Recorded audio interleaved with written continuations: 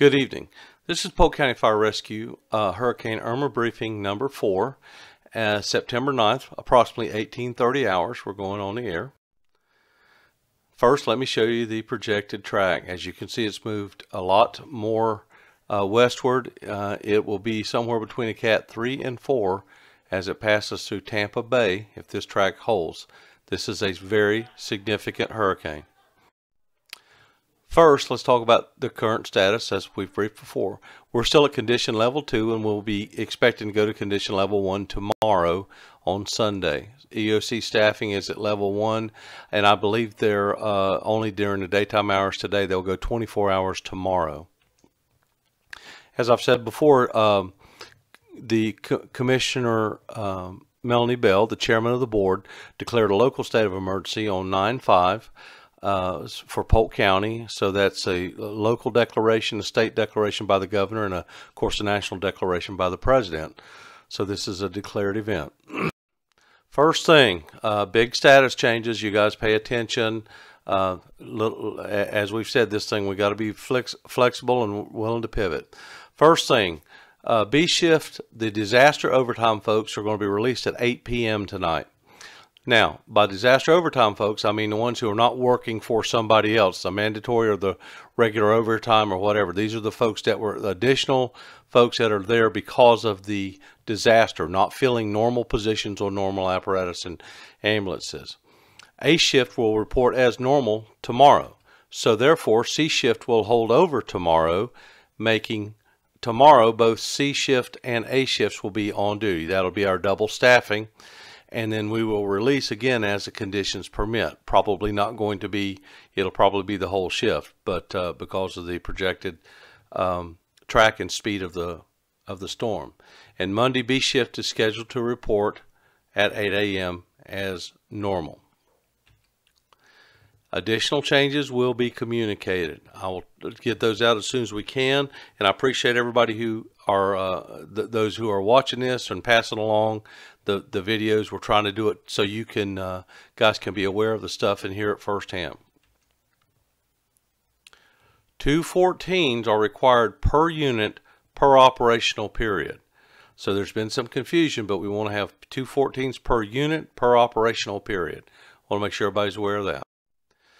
Now, I do have one thing for you. We discussed in one of our meetings, and some folks have brought it up. What happens if we lose the radio system? Well, we have a procedure that you can do. Now, you can't talk. We're spoiled being able to talk across the county and, frankly, across the state with our radio system 800. But suppose the towers blow down, the system fails, that we have no infrastructure to talk. There is a way that you can talk from radio to radio, and I'll show you that procedure next. First, we have 2 different types of radios. Well, not 2 different types, but we've got 2 different templates loaded in. On the top one, it's the same thing. If you're looking at A1 on your radio and its screen looks like that, you zone down to you see this MA 8 call 90. Then you turn to channel 3 and you're looking for 8 TAC 91D. MA 8 TAC 91D. Now, if you look at the bottom one, this is the newer template on the radios, A dispatch. You go down to G, and it's 8 call 90, still the same thing, and you turn it over to the channel 3 using the channel selector, and it's 8 TAC 91D. They're both of them are the same thing. What this is this is the simplex version, meaning it doesn't go through the radio system. It's not repeated. Whatever power you have is whatever power you go. It functions like a normal, like one of those FRS radios. Myself and Chief Lincoln tried it today. We went a couple of miles talking on it. So you easily communication around a fire ground or an event or something with the bat chief, but you're not going to get very far distance on it. So this is just for local communications. To do that, I would suggest you guys try it. Just practice going to it. So if something happens during a storm, unexpected, the system's pretty robust. But if something happens, this is how you're going to have to talk to each other. But make sure you're on there's a 91 and a 91D. Then there's a 92 and a 92D. You got to be on the D one, which is direct. It doesn't require any repeater or any other infrastructure. You could be totally away from the system, and 91D will talk to both. You can talk to folks on. So practice, look which template you have on your radio, and the appropriate one, use this. But this is the workaround if you have no radio system whatsoever. Forecast tonight. I just got to pull this off the National Weather Service. Looking lows in the 70s, winds 15 to 20, and chance of rain 70%.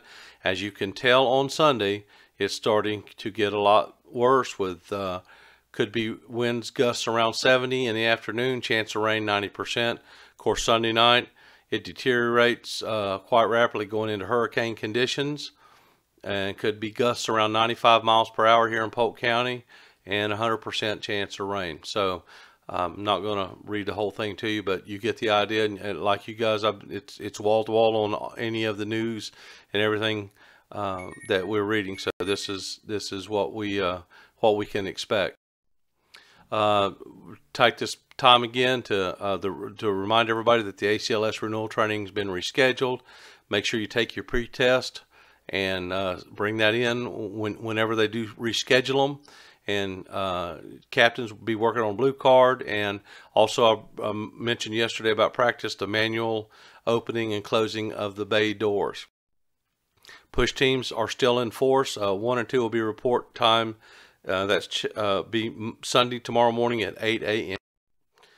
And this is going to be the monitor page where that. I did want to remind everybody that one of our captains, I think it was Captain Carmack, came up with an idea.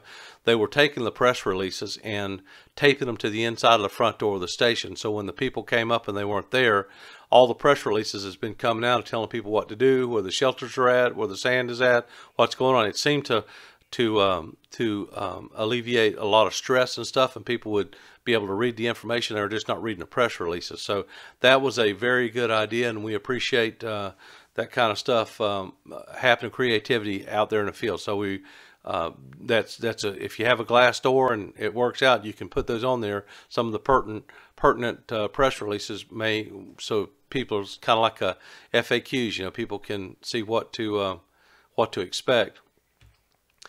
Again, continue to monitor local news and weather as long as possible. Social media is a good source if you're getting reliable stuff. As I've told you since the beginning of this, anybody can post anything they want to on there. So make sure it's from a very reliable source.